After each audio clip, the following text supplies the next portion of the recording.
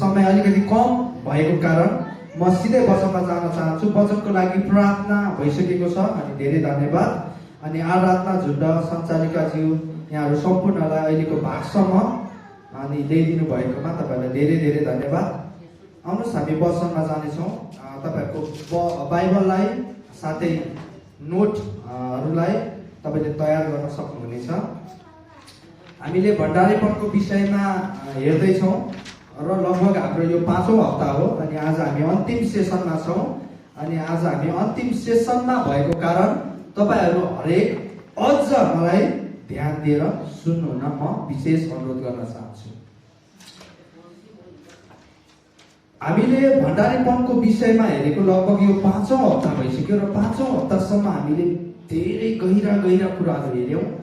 अनि म विश्वास गर्छु अनि त्यो वचनको बिउले तपाईँहरूको जीवनमा चाहिँ फल फलाइराखेको छ। हामी सुन्ने मात्रै होइन, वचनलाई सुन्ने मात्र होइन, त्यसलाई हाम्रो जीवनमा लागू गर्ने पनि इसाई हुनुपर्छ। अनि त्यो वचनले चाहिँ हाम्रो जीवनमा तबसम्म फल फलाउन सक्दैन जबसम्म हामीले हाम्रो जीवनमा त्यो वचनलाई लागू गर्दैनौँ। यसकारण मण्डलीमा, तपाईँहरूको परिवारमा, तपाईँको जीवनमा त्यो भण्डारीपनको वचन चाहिँ तपाईँहरूले लागू गरिरहनु भएको छ भनी म विश्वास गर्दछु। अनि मण्डलीमा पनि लागू भइरहेको छ भनेर हामीले अघि पनि देख्दै थियौँ। हाम्रो दाजुले विभिन्न कुराहरू हाम्रो बिचमा ल्याउनु भयो, धेरै धेरै धन्यवाद। मैले अस्तिको हप्ता पनि भन्दै थिएँ र मैले भण्डारीपनको विषयमा हेर्दै गर्दाखेरि तपाईँहरूलाई बारम्बार भनिरहेको छु, हामी हरेक परमेश्वरबाट चुनिएका भण्डारीहरू हौँ। आमेन। एकजना परमेश्वरका दास ल्यारी बर्केटले यसरी भन्नुहुन्छ, यदि एउटा परिवारको आत्मिकी जीवन कस्तो छ भनी बुझ्न चाहनुहुन्छ भने त्यो परिवारले कसरी आर्थिक स्रोत र साधनलाई परिचालन गर्छ भनेर हेर्नुहोस् अरे के।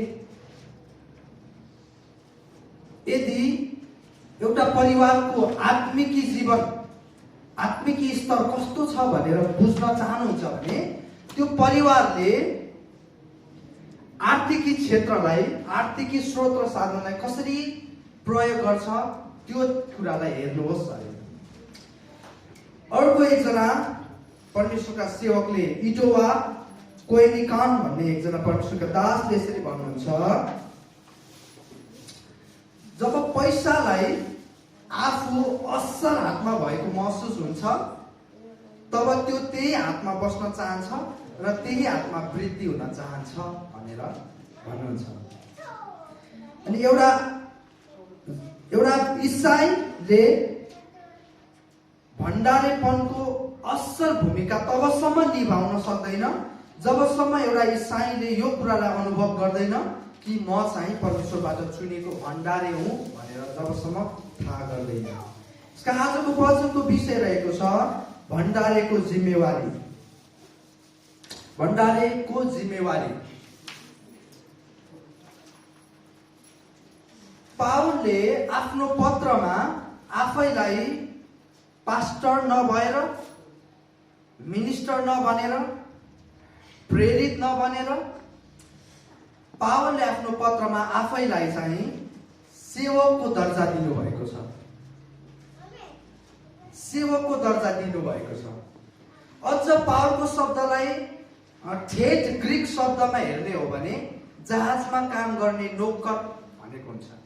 जब उहाँले सेवक भनेर आफ्नो पत्रमा आफैलाई चिनाउनु भयो तब उहाँले आफैलाई के भनिरहनु भएको छ? नोकर भनिरहनु भएको छ। कस्तो राम्रो शब्द। अब हेर्नुहोस् है, अहिलेको 21औं शताब्दीमा अहिले तपाईले हेर्नुहुन्छ भने ती अगुवाहरू जो पद र प्रतिष्ठाको पछि भयंकर दौडिरहेको छ उनीहरूले पावलको जीवनीबाट धेरै कुरा सिक्नुपर्छ। पावल जसै विश्वासमा परिपक्व हुँदै गए उसले आफैलाई झन् गिराउँदै गएको छ। झन् आफैलाई नम्र पार्दै गएको छ। तपाईँ हेर्नुहुन्छ भने यो चाहिँ हाम्रो विश्वासी जीवनको ठ्याक्कै उल्टो हो। जब एउटा विश्वासी भर्खर विश्वासमा आएको हुन्छ, ऊ भर्खर मण्डली जान थालेको हुन्छ, ऊ साह्रो नम्र हुन्छ। तर जसै समय बित्दै जान्छ, पुरानो विश्वासी बन्दै जान्छ, अझ परिपक्व बन्दै जान्छ, त्यो नम्रताको जीवनबाट बाहिर निस्केर त्यो अलिकति कठोर स्वभावमा उत्रिरहेको हुन्छ। अलिकति त्यो घमण्ड आएको पनि हुन सक्छ। म चाहिँ 20 वर्ष पो आएको हो त यो मण्डली, म त सबैभन्दा पुरानो विश्वासी पो हो कि भन्ने त्यो घमण्ड पो हो कि किन जसै हामी परिपक्व बन्दै जान्छौँ, अझ हामी निखारिँदै जानुपर्नेमा त्यो घमण्डले हाम्रो हृदयमा स्थान लिइरहेको हुन्छ। तर पावलले चाहिँ ठ्याक्कै उल्टो गरेको छ। पावल चाहिँ जसै झन् परिपक्व हुँदै गयो, उसले आफैलाई गिराउँदै अझ नम्र हुँदै गएको छ। म तपाईँलाई बताउन चाहन्छु, पावलले आफैलाई प्रेरित वा सन्तसँग दाँच्न पनि मानेको छैन, तर आफैलाई गिराएर नोकरको दर्जा दिएको छ। पहिलो कोरिन्थी 15:9 हेर्नुभयो भने त्यहाँ पावलले के भन्नुहुन्छ भने, प्रेरितहरूमध्ये म सबैभन्दा तुच्छ हुँ भन्नुहुन्छ। प्रेरित भनिन म योग्य छुइनँ, प्रेरितहरूभन्दा म के छु, प्रेरितहरूमध्ये म सबैभन्दा तुच्छ छु भनेर भन्नुहुन्छ। जसै फेरि हामी अगाडि बढ्छौँ, एफिसी 3:8 पावलले भन्नुहुन्छ, प्रेरित होइन म सन्तहरूमा पनि म के छु, अझै तुच्छ छु भन्नुहुन्छ। सन्तहरूमध्ये म सबैभन्दा तुच्छ हुँ भन्नुहुन्छ। अझै घटाउनु भयो पावलले आफैलाई, अझ नम्र। अझ हामी अगाडि बढ्छौँ भने पहिलो तिमोथी 1:15 पावल चाहिँ आत्मिकी बुबा बनिसकेका थिए। बुबाको उसले चाहिँ अभिभावक एउटा भूमिका खेल्दै थिए। तर पावलको हृदयमा थोरै पनि घमण्ड आएको छैन। अझ पावल के भन्नुहुन्छ, पहिलो तिमोथी 1:15 पापीहरूमा म सबैभन्दा तुच्छ हुँ भनेर भन्नुहुन्छ। पापीहरूमध्ये पनि म सबैभन्दा मुख्य हुँ भन्नुहुन्छ। अझै अघि प्रेरित भन्दै हुनुहुन्थ्यो, त्यसपछि सन्त भन्दै हुनुहुन्थ्यो, अहिले त पापीहरू मध्ये पनि म सबैभन्दा मुख्य हुँ भनेर आफैलाई घटाइरहनु भएको छ। धेरैचोटि यो नम्रताको उदाहरण हाम्रो जीवनमा देखिँदैन। हामी नोकर हुन चाहँदैनौँ प्रियहरू, हामी सेवक हुन चाहँदैनौँ, हामी सेविका हुन चाहँदैनौँ, हामी भण्डारी हुन चाहँदैनौँ, किनभने हाम्रो मस्तिष्कमा यो संसारको धारणाले चाहिँ हाम्रो मगज भरिएको छ।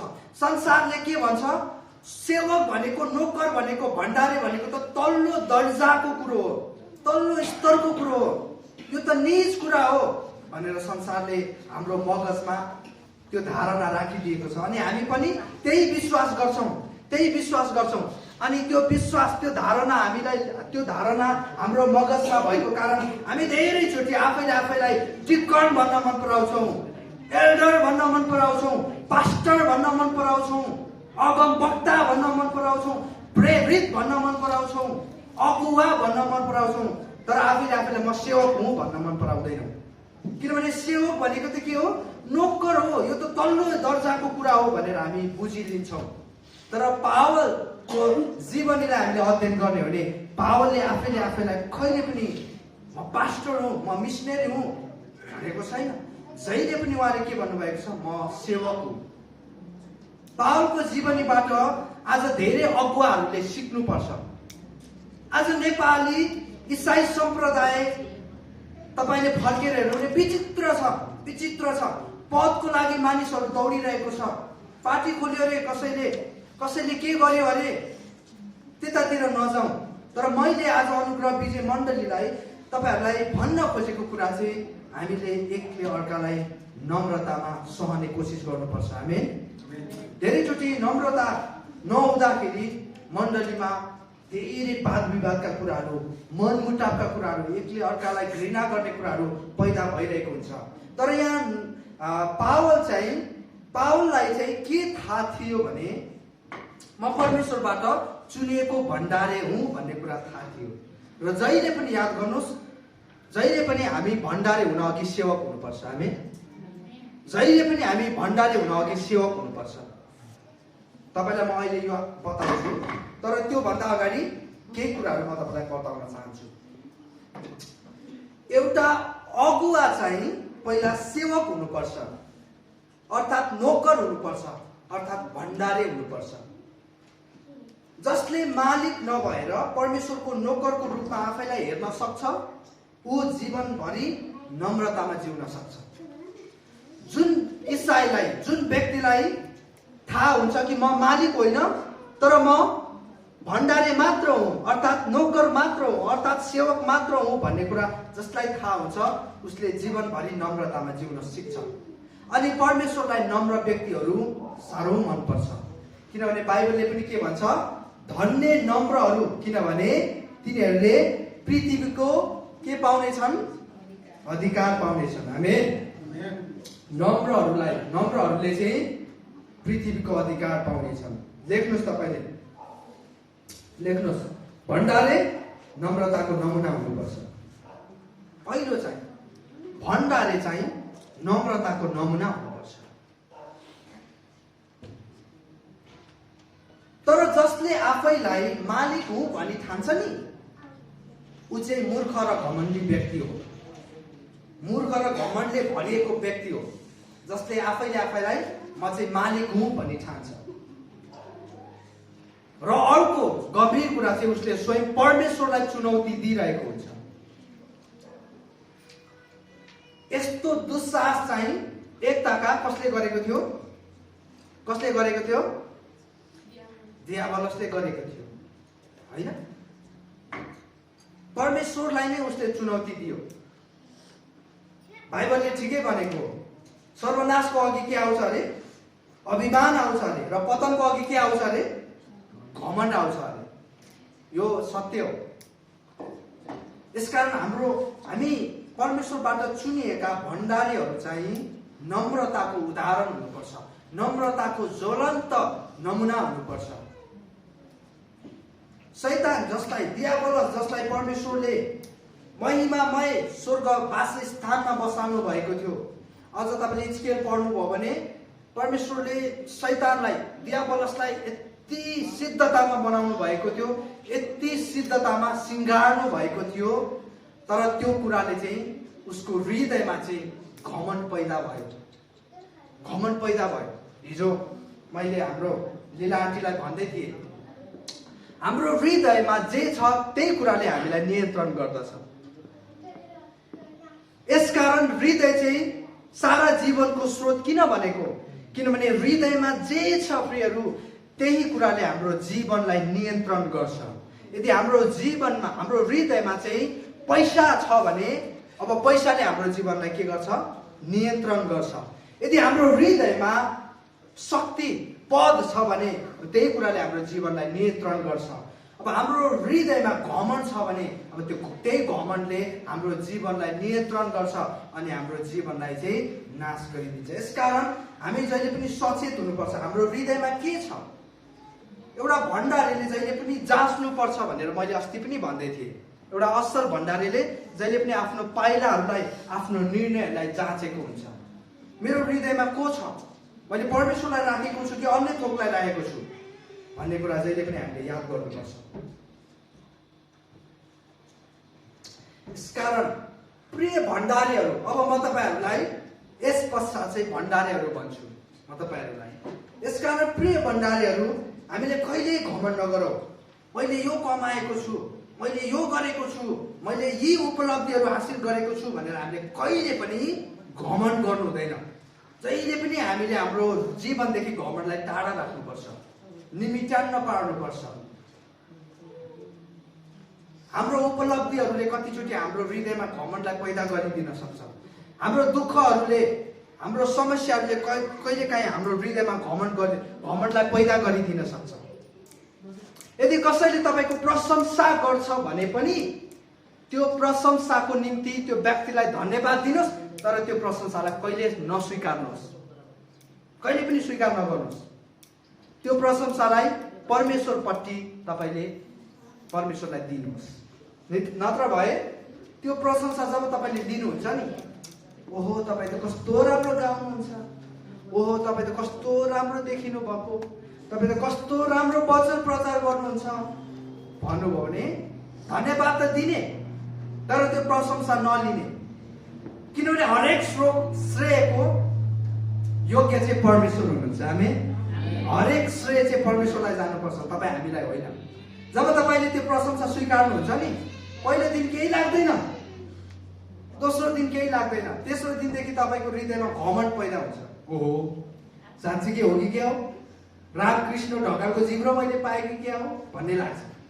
घमण्ड पैदा हुन्छ बिस्तारै बिस्तारै बिस्तारै। अनि त्यो घमण्डले चाहिँ घमण्डी व्यक्तिलाई चाहिँ परमेश्वरले अलिकति पनि रुचाउनुहुन्न। उसका एउटा भण्डारीले जहिले पनि हरेक श्रेय चाहिँ परमेश्वरलाई दिनुपर्छ। आमेन।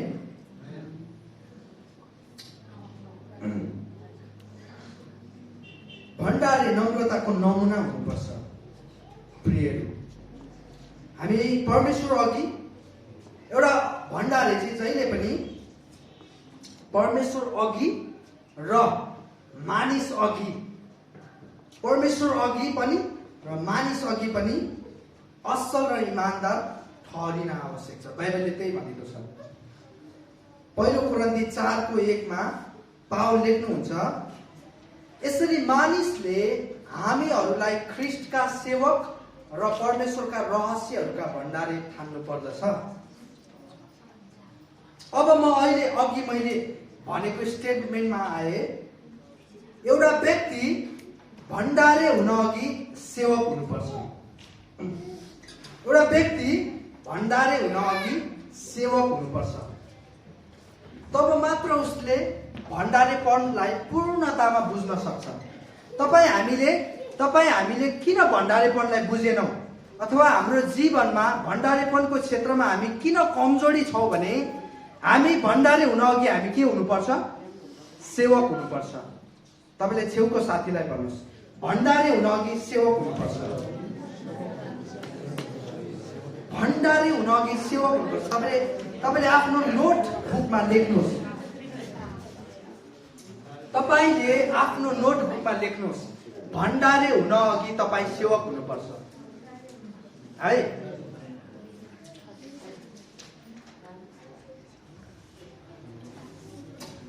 सेवाको हृदय नभएको भण्डारे परमेश्वर चाहनुहुन्न। सेवाको हृदय नै नभएको भण्डारे चाहिँ परमेश्वर चाहनुहुन्न। परमेश्वर त्यस्तो भण्डारे चाहनुहुन्छ जसको हृदयमा चाहिँ के छ? सेवकाई छ, सेवा छ, सेवा गर्ने हृदय छ। कतिचोटि मण्डलीमा दुःख लाग्दो घटना चाहिँ के घट्छ भने, मण्डलीले वर्षौंदेखि लगानी गरेको व्यक्ति, एक पैसा जुटाएर लगानी गरेको व्यक्तिलाई, कति मण्डलीहरूमा मैले सुनेको छु, मण्डलीहरूले एक पैसा नखाई जुटाएर एउटा व्यक्तिलाई चाहिँ बाइबल कलेज पठाएको हुन्छ। बाइबल कलेज जब पढेर आउँछ, उसको हृदय सेवा प्रति हुँदैन, अरू नै थोक प्रति हुन्छ, सेवाको हृदय नै हुँदैन। मण्डलीले उसको निम्ति प्रार्थना गरिदिएको हुन्छ, मण्डलीले उसको निम्ति लगानी गरेको हुन्छ, मण्डलीले उसलाई उत्साह दिएको हुन्छ है। समस्याको बीचमा निराश भएको अवस्थामा उसलाई हौसला दिएको हुन्छ, तर उसको हृदय मण्डलीप्रति हुँदैन, उसको हृदय सेवाप्रति हुँदैन। अनि त्यस्तो हृदय नै सेवाप्रति हृदय नै नभएको भण्डारे चाहिँ परमेश्वर चाहनुहुन्न। यसकारण परमेश्वर पनि चलाक हुनुहुन्छ, परमेश्वर बुद्धिमान हुनुहुन्छ। परमेश्वरले हामीलाई कुनै पनि जिम्मेवारी सुम्पिन अघि हाम्रो जाँच गर्नुहुन्छ। परमेश्वरले हामीलाई कुनै पनि जिम्मेवारीको निम्ति भरोसा गर्न अघि हाम्रो विश्वासको जाँच गर्नुहुन्छ। हामी साँच्चैकै त्यो कुराप्रति डेडिकेट छौँ कि छैनौँ, समर्पित छौँ कि छैनौँ भनेर जाँच्नुहुन्छ परमेश्वरले हामीलाई। अनि त्यो जाँचमा पास भयौँ भने बाइबलले के भन्छ? जो थोरै कुरामा इमानदार हुन्छ त्यो चाहिँ के हुनेछ अरे? त्यसलाई धेरै कुराको जिम्मेवारी दिनेछ र त्यो धेरै कुरामा पनि इमानदार हुनेछ भनेर बाइबलले भनेको छ। परमेश्वर पहिला हामीलाई थोरै कुरा दिनुहुन्छ, अनि त्यो थोरै कुरालाई यसले कसरी भण्डार गर्छ, यसले कसरी व्यवस्थापन गर्छ, यसले कसरी सदुपयोग गर्छ, यसले कसरी प्रयोग गर्छ भनेर जाँच्नुहुन्छ। अनि जब हामी त्यहाँनिर पास हुन्छौँ त्यो जाँचमा, अनि परमेश्वरले हामीलाई ठुलो जिम्मेवारी दिनुहुन्छ।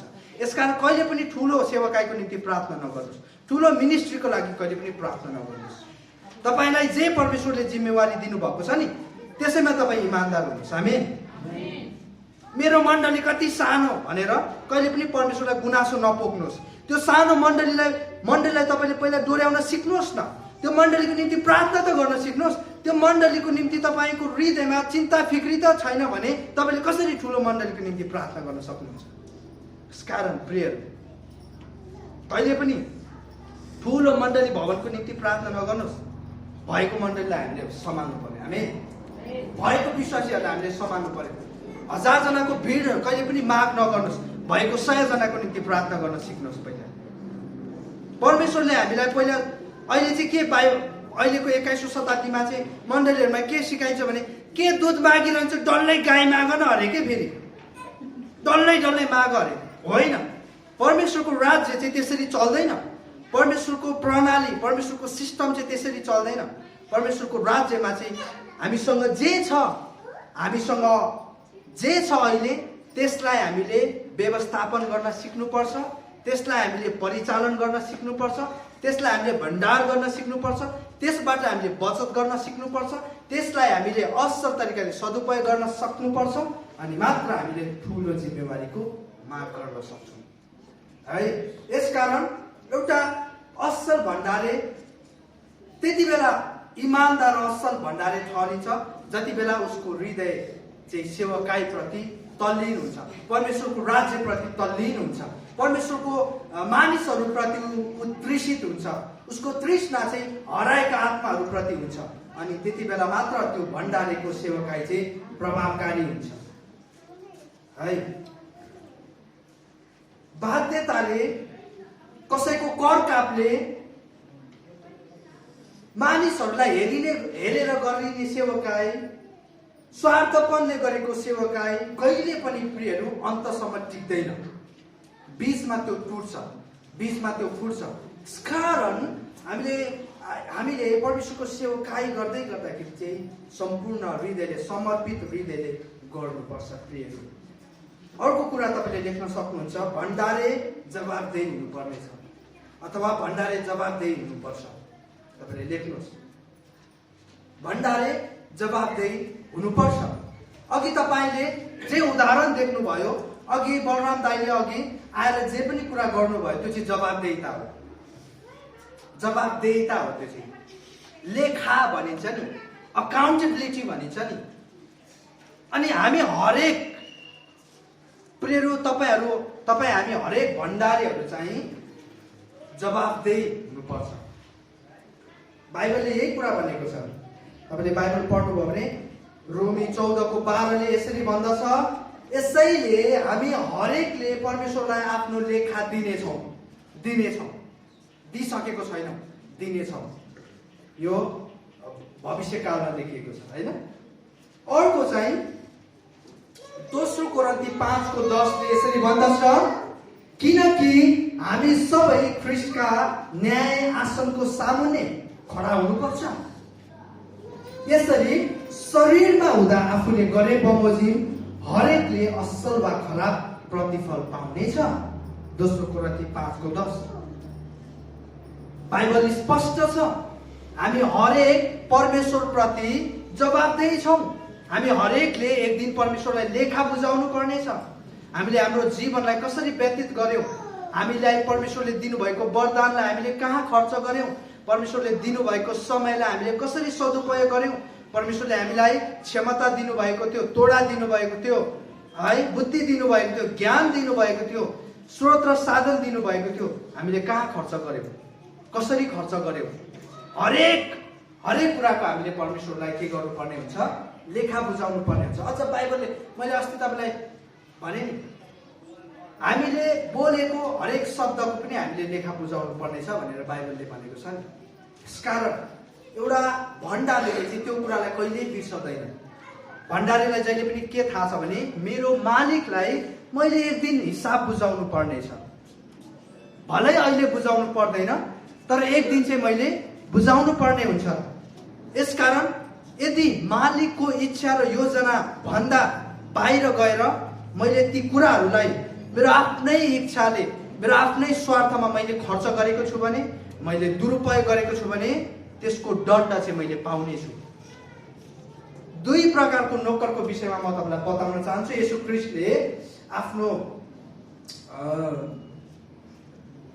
दृष्टान्तमा दुई प्रकारको नोकरको विषयमा बताउनु भयो। म तपाईँलाई बताउन चाहन्छु है त। दुई प्रकारको नोकर।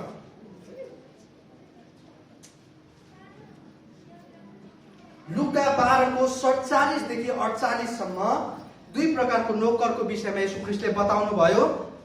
अनि हामी चाहिँ त्यो दुईटै नोकर हुनु हुँदैन, हामी चाहिँ तेस्रो नोकर हुनुपर्छ। म अहिले भन्छु दुई प्रकारको नोकरको विषयमा येशू ख्रीष्टले बताउनु भयो। पहिलो नोकर जसलाई चाहिँ मालिकको इच्छा र योजना थाहा थियो, तर उसले चाहिँ मालिकको इच्छा र योजना थाहा हुँदाहुँदै पनि उसले त्यो अनुसार गरेन। अनि त्यस्तो नोकरलाई चाहिँ बाइबलले के भनेको छ भने त्यस्तो नोकरलाई चाहिँ कठोर दण्ड हुनेछ अरे। अझ बाइबलले के भनेको छ भने त्यस्तो नोकरले चाहिँ के गर्नेछ भने, म वचन पढेर तपाईँलाई सुनाउनु पर्यो। ज्यादै पिटाइ खानेछ अरे। हेर्नुहोस् है, त्यस्तो नोकर जुन नोकरलाई चाहिँ परमेश्वरको सबै योजना थाहा छ, इच्छा थाहा छ, उसले वचन पढेको छ, मण्डली आएको छ, वचन सुनेको छ, र पनि वचन अनुसार गर्दैन, र पनि परमेश्वरको इच्छा र योजना विरुद्ध जान्छ भने त्यस्तो नोकरले चाहिँ के प्राप्त गर्नेछ अरे? ज्यादै पिटाइ खानेछ अरे। अब त्यो पिटाइ कस्तो हो त्यो त मलाई थाहा छैन। अवश्य पनि हामी पृथ्वीमा खाएको जस्तो पिटाइ त होइन होला, होइन? अब त्यो त परमेश्वरबाट खाइने पिटाइ हो, होइन? अब परमेश्वरको हात कत्रो होला त्यो पनि फेरि मलाई थाहा छैन, होइन? अब मेरो हात त यति सानो छ, अब परमेश्वरको हात कत्रो होला, होइन? यो यत्रो हातले झापड खाँदा त के होला त? 3 दिनसम्म थला परिन्छ फेरि, है? यस कारणले गर्दाखेरि प्रियहरू त्यस्तो नोकरले चाहिँ ज्यादै पिटाइ खानेछ अरे। अब अर्को दोस्रो प्रकारको नोकरलाई चाहिँ, त्यस्तो नोकर चाहिँ कस्तो नोकर भने त्यो नोकरलाई चाहिँ परमेश्वरको योजना, इच्छा, परमेश्वरको उद्देश्य, दर्शन थाहा छैन अरे। र त्यो नोकरले पनि पिटाइ त खान्छ। हेर्नुहोस्, त्यो नोकर पनि दण्डबाट बच्दैन, तर त्यो नोकरले चाहिँ अघिल्लो नोकर भन्दा अलिकति कम पिटाइ खान्छ। त्यही लेखेको छ। हेर्नुहोस् है, लुका 12:47 देखि 48 सम्म आफ्नो मालिकको इच्छा जानेर तयार नरहने र तिनको इच्छा बमोजिम नगर्ने दासले चाहिँ ज्यादै पिटाइ खानेछ। खबरदार। तर मालिकको इच्छा नजानेर पिटाइ खाने योग्यको काम गर्नेले थोरै पिटाइ खानेछ। प्रत्येक जसलाई धेरै दिएको छ त्यसबाट धेरै मागिनेछ। प्रियहरू, जसलाई धेरै दिएको छ, जसलाई परमेश्वरले सम्पूर्ण वरदानले भर्नु भएको छ, सम्पूर्ण बुद्धिले भर्नु भएको छ, सम्पूर्ण क्षमताले भर्नु भएको छ, सम्पूर्ण शक्तिले भर्नु भएको छ, हरेक स्रोत र साधनले सम्पन्न बनाउनु भएको छ, परमेश्वरले त्यो व्यक्तिबाट त्यही किसिमको माग हिसाब गर्नुहुनेछ।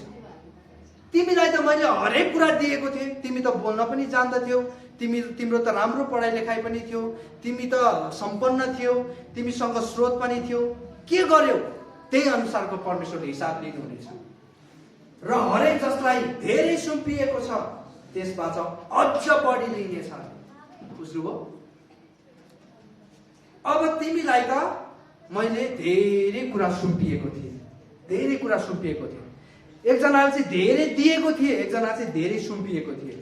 तिमीलाई अनुग्रह विजय मण्डली नै सुम्पिएको थिए। अनुग्रह विजय मण्डलीका 5 जना विश्वासी सुम्पिएको थिए। तिमीलाई मैले कपन सम्प्रदाय सुम्पिएको थिएँ। कपनमा धेरै आत्माहरू मरिरहेको थियो। तिमीलाई मैले चाबेल सम्प्रदाय सुम्पिएको थिएँ। चाबेलमा पनि यस्ता धेरै आत्माहरू मरिरहेको थियो। तिमीलाई मैले एउटा व्यापार नै सुम्पिएको थिएँ। त्यो व्यापारबाट तिमीले धेरै आत्माहरू बचाउन सक्थ्यौ, धेरै दिन दुखीहरूको तिमीले सहायता गर्न सक्थ्यौ। तिमीलाई मैले धेरै कुरा सुम्पिएको थिएँ, के गर्यौ? हेर्नुहोस्, परमेश्वरले हिसाब लिनुहुन्छ। एक दिन परमेश्वरले लेखा लिनुहुन्छ। भयङ्कर डरलाग्दो कुरो है। यसकारण हामी अहिलेदेखि नै सचेत हुनुपर्छ प्रियहरू। अवश्य पनि हामी यी दुवै नोकर हुन चाहँदैनौँ, तर हामी चाहिँ विश्वास योग्य र बुद्धिमान नोकर हुन चाहन्छौँ। भन्नुहोस् त, विश्वास योग्य सबैजना भन्नुहोस्, र बुद्धिमान। अब हेर्नुहोस् है, विश्वास योग्य र बुद्धिमान नोकर कस्तो हो म तपाईँलाई बताउन चाहन्छु है। एउटा हामी चाहिँ विश्वासयोग्य र बुद्धिमान नोकर हुन चाहन्छौँ।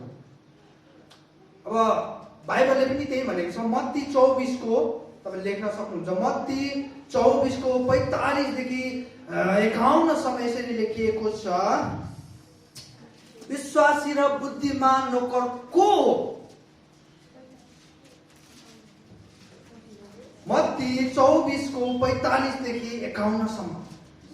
विश्वासी र बुद्धिमान नोकर को?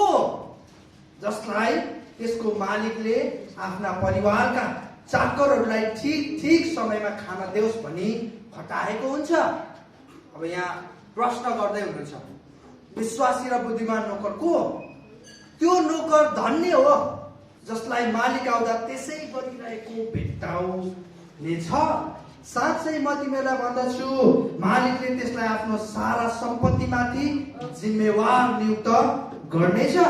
तर यदि त्यस दुष्ट नोकरले मेरा मालिक बिहालो गर्छन् भनी मनमा ठानी आफूसँग काम गर्ने नोकरहरूलाई पिट्न र मतवालाहरूसँग खाना र पिउन लाग्यो भने त्यस नोकरको मालिक त्यसले नचिताएको दिन र नजानेको घडीमा आइपुग्नेछ। अनि मालिकले त्यसलाई कठोर दण्ड दिनेछ र त्यसलाई ढोङ्गीहरूका माझ फालिदिनेछ, जहाँ मानिसहरू रुनेछन् र दारा खिच्नेछन्। अब हेर्नुहोस् है, हामी चाहिँ अघि मैले बताएको दुई प्रकारको नोकर हुन चाहँदैनौँ। एउटालाई चाहिँ परमेश्वरको योजना र इच्छा थाहा थियो र पनि गर्दैन, अर्कोलाई चाहिँ थाहै थिएन। यी दुईटै नोकर दण्डको भागीदारी हो। तर हामी चाहिँ तेस्रो प्रकारको नोकर हुन चाहन्छौँ, जसले चाहिँ परमेश्वरको स्रोत र साधनलाई असल तरिकाले प्रयोग र सदुपयोग गरेको थियो। र त्यो नोकर चाहिँ विश्वास योग्य र भरोसाको योग्य अनि बुद्धिमान नोकर हो। तेस्रो नोकर चाहिँ हामी चाहिँ त्यो प्रकारको नोकर हुन चाहन्छौँ। अब विश्वास योग्य र बुद्धिमान नोकर चाहिँ को हो त त्यसो भए? अब हेर्नुहोस्, बाइबलले भन्दछ, 1 कोरिन्थी 4:12 भन्दछ, भण्डारीहरू विश्वास योग्य ठहरिनु पर्दछ। 1 कोरिन्थी 4:2 के भन्छ? भण्डारीहरू विश्वास योग्य ठहरिनु पर्छ। अब यहाँ प्रयोग भएको विश्वास योग्य शब्दलाई ग्रीकमा पिस्टोस भनिएको छ। अनि त्यसको मतलब चाहिँ, त्यसको अर्थ चाहिँ के हुन्छ भने भरोसाको लायक, भरोसाको योग्य ठहरिनु पर्छ अरे के। विश्वास योग्य नोकर चाहिँ त्यो हो जो चाहिँ परमेश्वरको नजरमा, मानिसहरूको नजरमा भरोसाको लायक ठहरिन्छ, भरोसाको योग्य ठहरिन्छ। मानिसको नजरमा मात्र होइन, स्वयं परमेश्वरको नजरमा, परमेश्वरको नजरमा मात्र होइन, स्वयं मानिसहरूको नजरमा पनि त्यो व्यक्ति चाहिँ के ठहरिनुपर्छ? भरोसाको योग्य ठहरिनुपर्छ। परमेश्वरले जाँच्नुहुन्छ है तपाईँ र मलाई प्रियहरू। मैले तपाईँहरूलाई अहिले नै सचेत गराउँदैछु, परमेश्वरले हामीलाई भरोसा गर्न अघि जाँच्नुहुन्छ।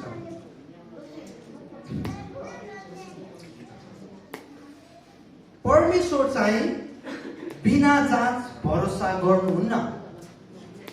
परमेश्वर चाहिँ बिना जाँच हामीलाई भरोसा गर्नुहुन्न। मैले मण्डलीमा यो बारम्बार भनेको छु, उहाँ हामीलाई सानो कुरादेखि जाँच्नुहुन्छ अनि ठुलो जिम्मेवारी दिन चाहनुहुन्छ। तपाईँले बाइबल अध्ययन गर्नुभयो भने परमेश्वरले आफ्ना दासहरूलाई कहिले पनि बिना जाँच कुनै पनि जिम्मेवारी सुम्पनु भएको छैन। हरेकलाई जाँच्नु भएको छ। हरेक परमेश्वरका सेवक र दासहरू चाहिँ जाँचबाट गुज्रनु परेको छ। अनि मात्र उनीहरूले परमेश्वरबाट भयङ्कर ठुलो महान जिम्मेवारी प्राप्त गरेको छ। तपाईँले हेर्नुभयो भने, बाइबल मजाले अध्ययन गर्नुभयो भने कुनै पनि व्यक्ति बिना जाँच चाहिँ परमेश्वरबाट भरोसाको योग्य ठहरिएको छैन। यसकारण विश्वास योग्य चाहिँ त्यो नोकर, विश्वास योग्य नोकर अथवा भण्डारी चाहिँ त्यो व्यक्ति हो जो चाहिँ भरोसा गरिनको योग्य ठहरिदछ। त्यसो भए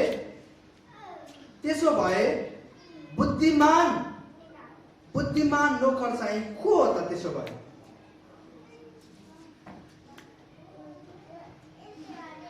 बुद्धिमान विश्वास योग्य नोकर तपाईँले बुझिहाल्नुभयो, जो चाहिँ भरोसाको योग्य। त्यसो भए बुद्धिमान नोकर चाहिँ को हो त?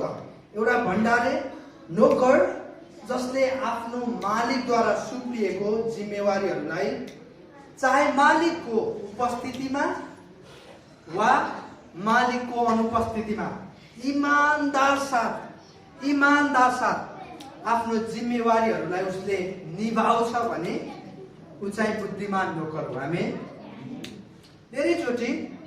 धेरैचोटि हामी अनुपस्थितिमा इमानदार ठहरिँदैनौँ।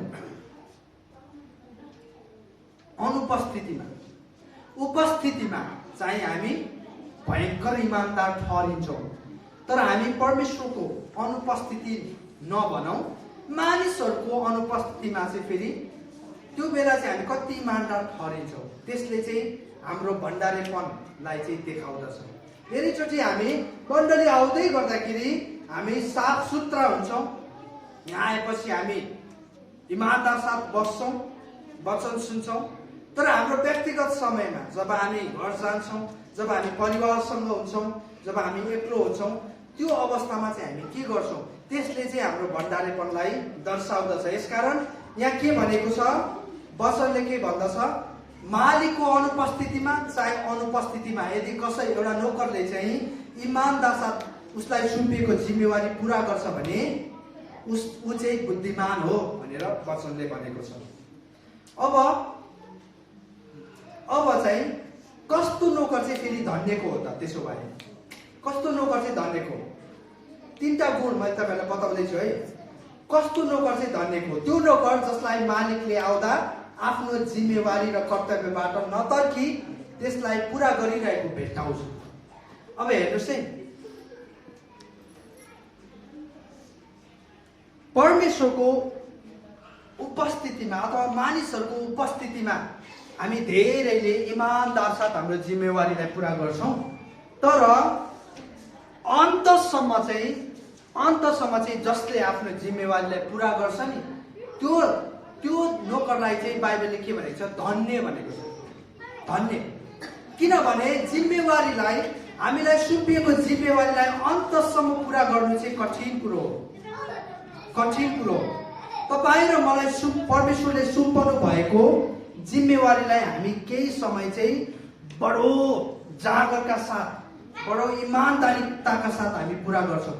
तर जसै मानिसले हामीलाई आलोचना गर्न थाल्छ, जब हाम्रो जीवनमा समस्या आइपर्छ, जब हामी विभिन्न उतार चढावहरूबाट गुज्रनु पर्ने हुन्छ, त्यस्तो अवस्थामा अब छोडिदिन्छु, अब यो सेवक अहिले पनि केही हुँदैन रहेछ, मण्डली गएर पनि केही हुँदैन रहेछ, मण्डलीमा पनि त्यस्तै रहेछ, जहिले पनि मण्डलीमा घोचेर बोल्छ, मेरो चित्त कस्तो दुख्यो, अब म मण्डली जाँदिनँ भनेर हामी हाम्रो जिम्मेवारीबाट तर्किरहेका छौँ। अन्तसम्म हामी लाँदैनौँ।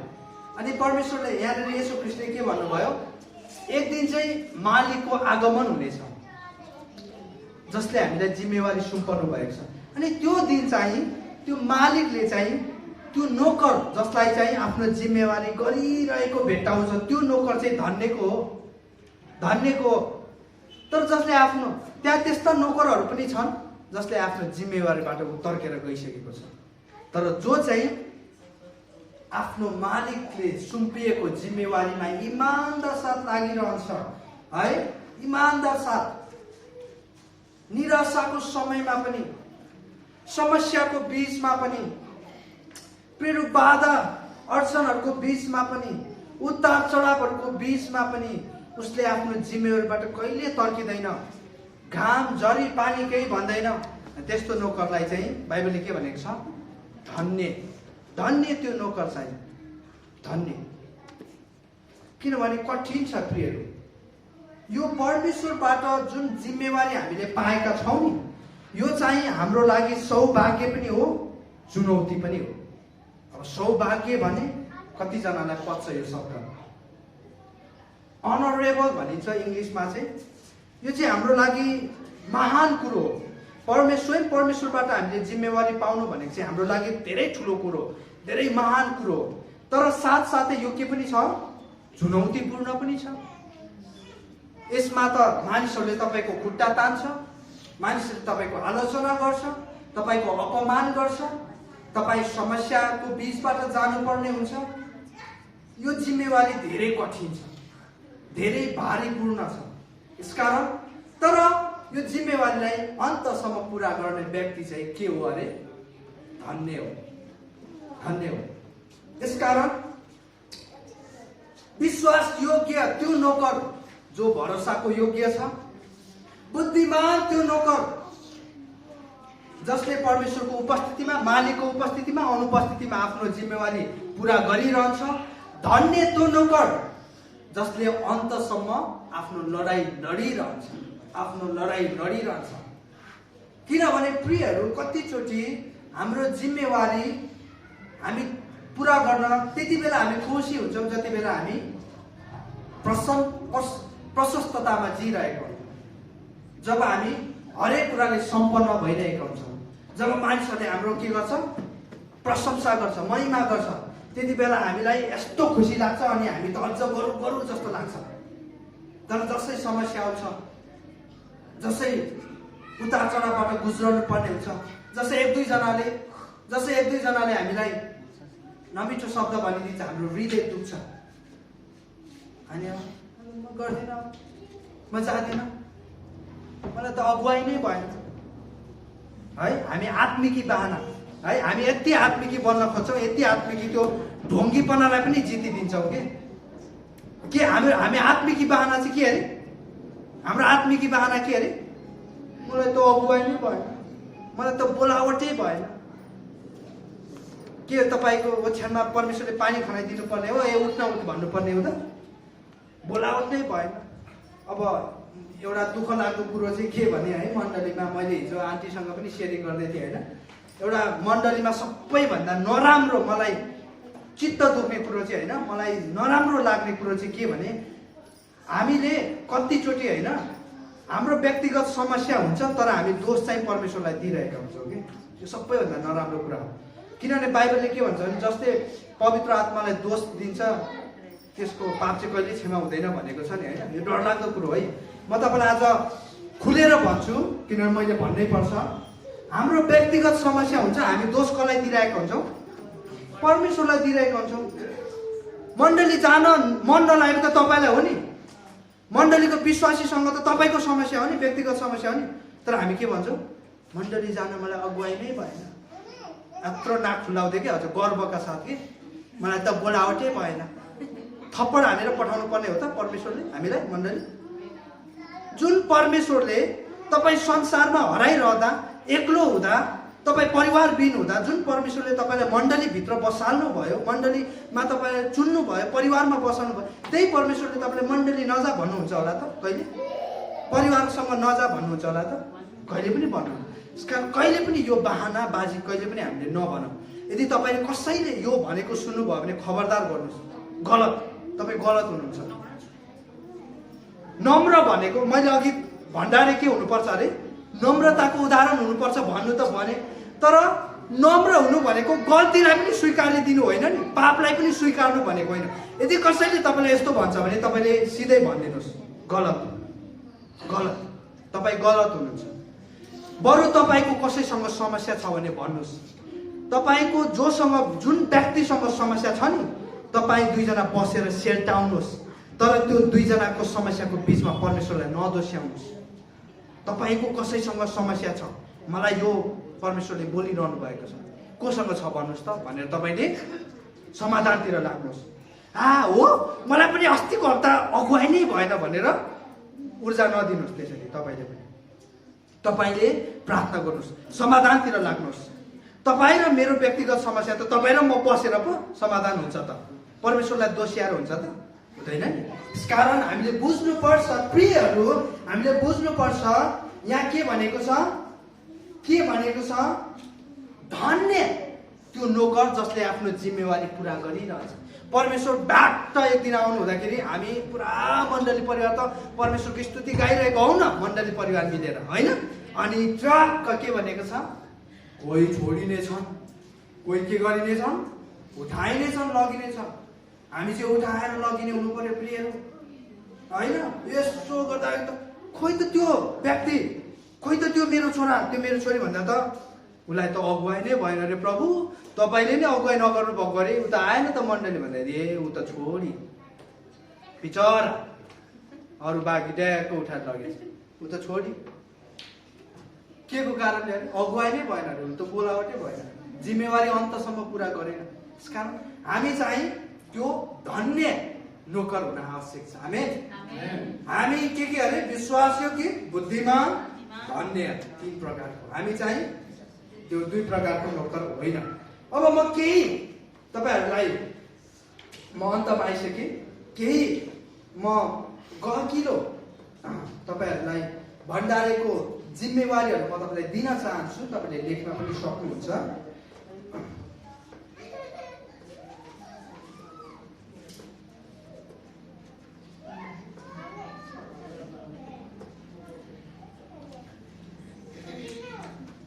पहिलो चाहिँ भण्डारीहरूको केही जिम्मेवारीहरू मैले यो तपाईँलाई अघिल्लो हप्ता नै दिइसकेँ, फेरि पनि मैले तपाईँलाई आज अन्तिम सेसन भएको कारण म यसलाई रिभाइज गर्न चाहन्छु है। केही भण्डारीको जिम्मेवारीहरू। पहिलो चाहिँ परमेश्वरको स्रोत साधनहरूको व्यवस्थापन, यो चाहिँ भण्डारीको जिम्मेवारीभित्र पर्छ है। भण्डारीको जिम्मेवारीभित्र पर्छ परमेश्वरको स्रोत र साधनहरूको व्यवस्थापन। अब मैले यहाँनिर स्रोत र साधन भन्दै गर्दाखेरि केवल तपाईँले पैसा मात्र नबुझ्नुहोस्। अब हामी भण्डारेपनलाई चाहिँ गहिरो रूपमा अध्ययन गरेको व्यक्तिले चाहिँ हामी सीमित मात्र सोच्नु हुँदैन।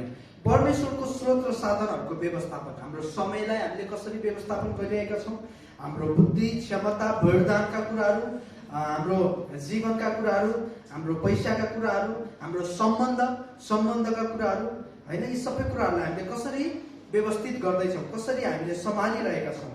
दोस्रो चाहिँ परमेश्वरको स्रोत र साधनहरूलाई उहाँको इच्छा र योजना अनुरूप परिचालन गर्नु। अब मैले अघि भने सदुपयोग गर्नु, परिचालन गर्नु, प्रयोग गर्नु, तर कसरी, त्यो चाहिँ परमेश्वरको इच्छा र योजना अनुसार त्यो एउटा मोडालिटी चाहिँ हामीसँग हुनुपर्छ है। हामी हावादारीमा काम गर्दैनौँ है, किनभने बाइबलले के भन्छ, हामी हावामा मुक्का हान्दैनौँ भनेको छ। यसकारण त्यो स्रोत र साधनलाई हामीले परिचालन गर्दै गर्दाखेरि हाम्रो एउटा लिमिटेसन भनेको चाहिँ वचन हुनुपर्छ। परमेश्वरको वचनभन्दा बाहिर गएर हामीले त्यसलाई खर्च गर्नु हुँदैन, त्यसलाई दुरुपयोग गर्नु हुँदैन। यसकारण परमेश्वरको स्रोत र साधनलाई चाहिँ उहाँकै इच्छा र योजना अनुरूप परिचालन गर्नु चाहिँ एउटा भण्डारीको जिम्मेवारी हो। दोस्रो चाहिँ अरूको निम्ति सदुपयोग गर्नु है, अरूको निम्ति सदुपयोग गर्नु। एउटा इङ्ग्लिसमा एउटा भनाइ छ, with great power comes great responsibility भनेको छ है। शक्ति सँगसँगै के आउँछ, जिम्मेवारी पनि आउँछ है। यदि परमेश्वरले तपाईँलाई क्षमतावान बनाउनु भएको छ, बुद्धिमान बनाउनु भएको छ, वरदानले भर्नु भएको छ भने त्यो वरदान क्षमता बुद्धि सँगसँगै परमेश्वरले तपाईँलाई जिम्मेवारी पनि दिनुभएको छ। त्यो वरदानले अरूको सहायता गर, त्यो स्रोत र साधनले अरूलाई हेर, अरूको आवश्यकतामा तिमीले भरपुरी गरिदेऊ भनेर परमेश्वरले जिम्मेवारी पनि दिनुभएको छ। यसकारण एउटा असल भण्डारीले जहिले पनि अरूको विषयमा सोच्दछ, आफ्नो विषयमा मात्र होइन अरूको विषयमा पनि सोच्दछ। जस्तो कि इजरायलीहरूले पुरानो करारमा लगभग मलाई लाग्छ 22% दिन्थे। हाम्रो चाहिँ अहिले 10% भनेछ, तर इजरायलीहरूले चाहिँ लगभग 25% दिन्थे आफ्नो कमाइको। अनि 10% परमेश्वरको, अनि केही अंश दिन दुखी गरिबहरूको, केही अंश विधवाहरूको, केही अंश अरूहरूको निम्ति, यसरी उनीहरूले छुट्याएर चाहिँ लगभग 25% उनीहरूले दिने गर्दथे। भन्न खोजिएको चाहिँ के भने भण्डारीले जहिले पनि अरूको विषयमा सोच्दछ, आफ्नो विषयमा मात्र होइन। अर्को जिम्मेवारी भनेको परमेश्वरको स्रोत र साधनहरूको वृद्धि गर्नु पनि भण्डारेपन भित्र पर्दछ है, भण्डारेपन भित्र पर्दछ। मैले अस्ति पनि भने परमेश्वर चाहिँ त्यो मालिक हुनुहुन्छ जुन मालिकले चाहिँ के चाहनुहुन्छ अरे, वृद्धि चाहनुहुन्छ। वृद्धि, परमेश्वर वृद्धि चाहनुहुन्छ भन्नुहोस् त है, परमेश्वर चाहिँ वृद्धि चाहनुहुन्छ।